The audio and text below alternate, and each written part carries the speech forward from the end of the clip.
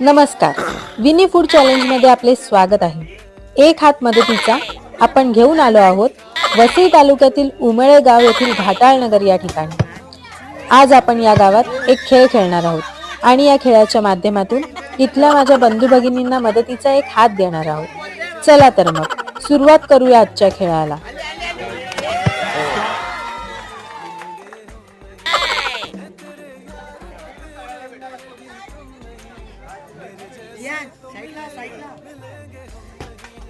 दंडा दंडा